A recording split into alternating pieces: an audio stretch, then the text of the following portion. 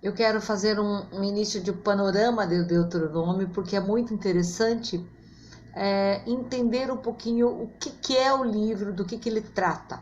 Então, nós vamos falar sobre Deuteronômio a partir do que significa. O versículo-chave do livro está no capítulo 6, versículo 4, onde é que Deus fala: ouve Israel, o Senhor nosso Deus é o único Senhor. E Deus continua nos alertando, nos chamando a atenção.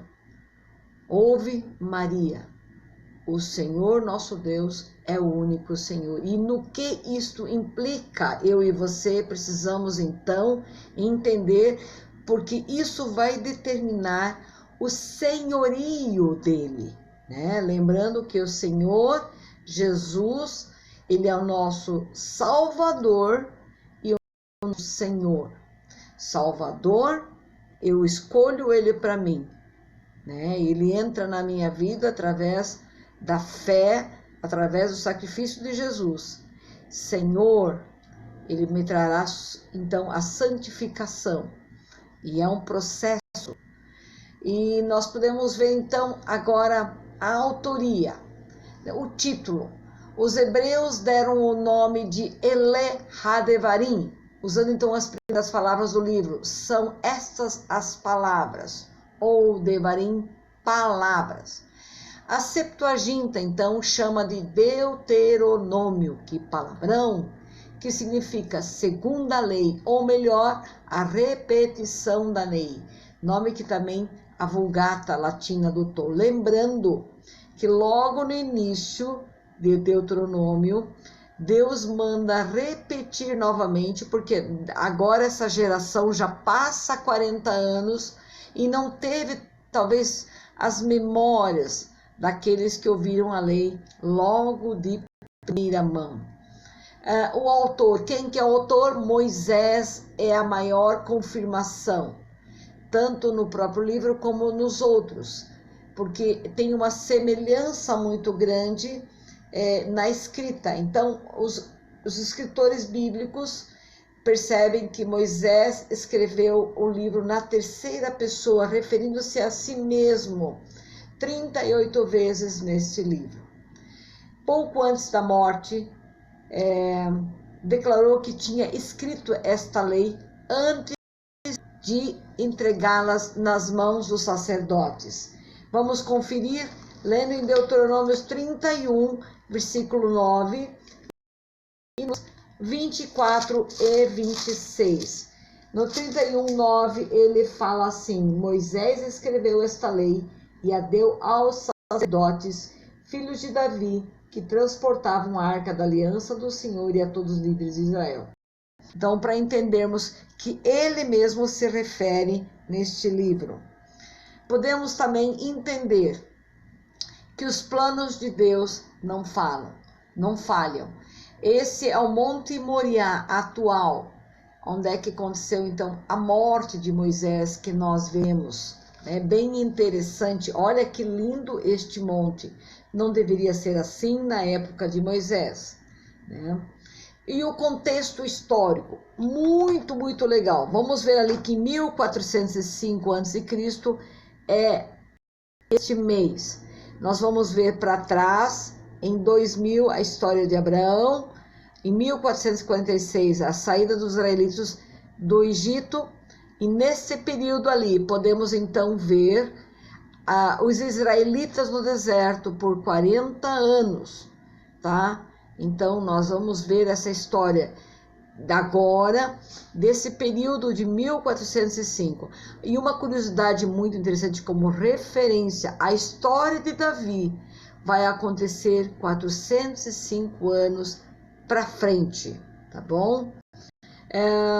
Objetivo deste livro: preparar aquela nova geração daqueles que nesses 40 anos, tá, tiveram a experiência de Deus, de agindo sobre a vida deles.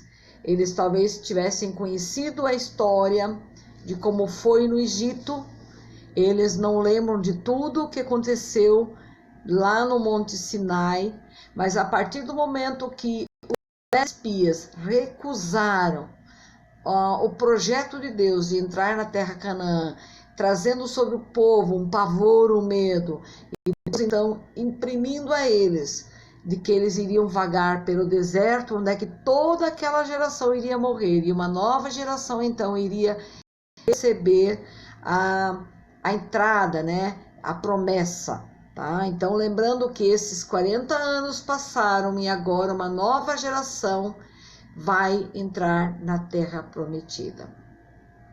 Muito interessante é como Deus se apresenta em Deuteronômio. É um livro com mais detalhes sobre Deus.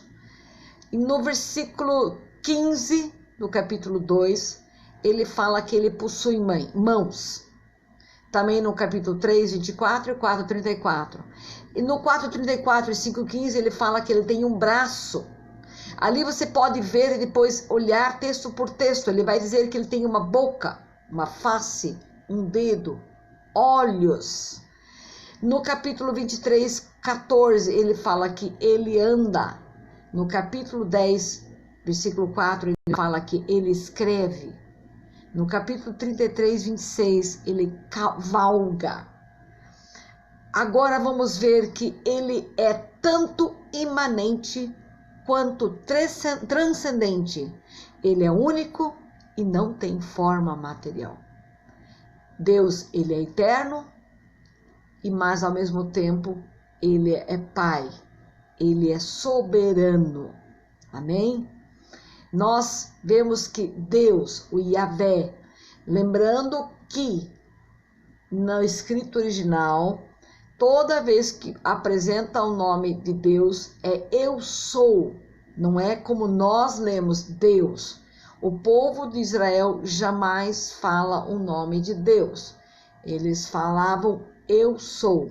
Então aqui uma tradução é Yahvé. O que é Yahvé? Ele é gracioso, ele é amoroso, ele é justo, ele é misericordioso, ele é poderoso, ele é santo, ele é glorioso, ele é fiel e é correto.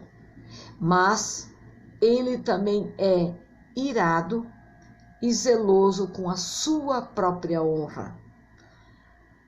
Nós vamos ver de agora em diante 3 sermões de Moisés, que nós temos como esboço desse livro. São as exortações de Moisés. Ele manda recordar, obedecer e ter cuidado. Que Deus nos abençoe grandemente nessa temporada da leitura de Deuteronômio.